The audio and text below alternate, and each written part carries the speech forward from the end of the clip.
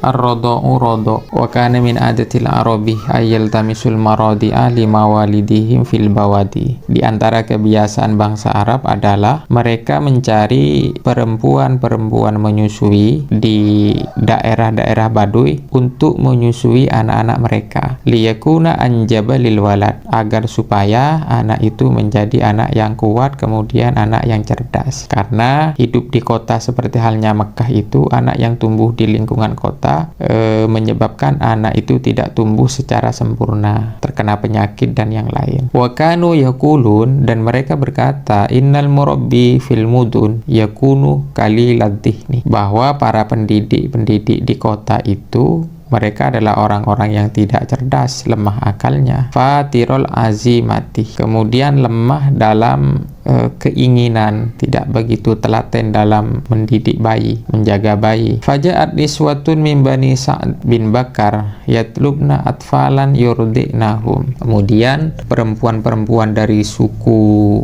Bani Sa'ad bin Bakar, mereka datang ke Mekah untuk mencari bayi-bayi untuk disusui oleh mereka, kemudian mengambil upah dari hasil itu. Dan Bani Sa'ad bin Bakar itu berjarak sekitar kurang lebih 3000 mil dari kota Mekah. 3000 mil itu mungkin berpuluh-puluh kilo. Fakana Radi'ul Mahmud min nasibi Halimah. Adapun Sayyidah Halimah atau Halimah As-Sa'diyah binti Abi Du'aib itu mendapatkan bagian Rasulullah. Ada sebuah kisah bahwa para perempuan-perempuan itu ketika sampai di kota Mekah, mereka berhamburan, berebutan masuk ke rumah-rumah mencari bayi orang-orang kaya guna mendapatkan upah yang lebih besar. Ketika mereka masuk ke rumah Nabi Muhammad, ke perkampungan Bani Hashim, ketika mereka menemukan Rasulullah, mereka tidak begitu tertarik karena Rasulullah adalah yatim.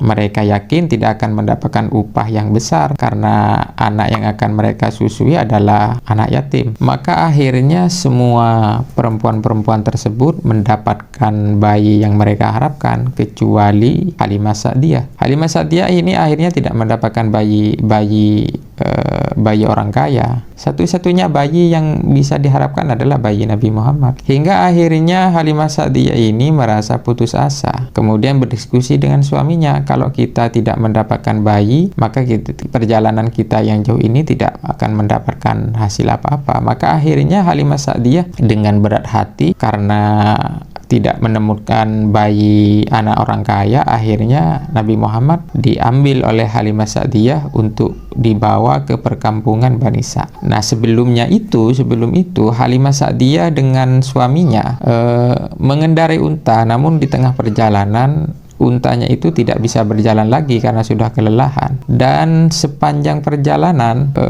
anak Halimah Sa'diyah waktu itu sedang disusui dan Halimah Sa'diyah tidak mengeluarkan air susu. Hingga pada akhirnya ketika Nabi Muhammad itu disusui oleh Halimah Sa'diyah, yang sebelumnya waktu itu anaknya sudah nangis karena tidak mendapatkan air susu, baru ketika Halimah Sa'diyah menyusui Nabi Muhammad, yang semula air susu itu tidak keluar, pada akhirnya keluar luar biasa. Dan dengan sebab ini akhirnya Halimah Sa'diyah merasa heran, merasa takjub karena sebelumnya tidak pernah keluar air susu, hingga akhirnya membuat anaknya itu juga kenyang dan akhirnya tertidur. Tidak sampai di situ juga, unta yang dikendarai oleh Halimah Sa'diyah yang sebelumnya sudah tidak ada harapan untuk berjalan lagi, bisa ditunggangi oleh suaminya, oleh Halimah Sa'diyah, begitu juga anak dari Halimah Sa'diyah. Dan ini cukup mengherankan bagi perempuan-perempuan yang bersama berangkat menuju Mekah bersama Halimah Sa'diyah. Hingga akhirnya ketika pulang ke perkampungan Bani Sa'ad, unta ini justru yang ditunggangi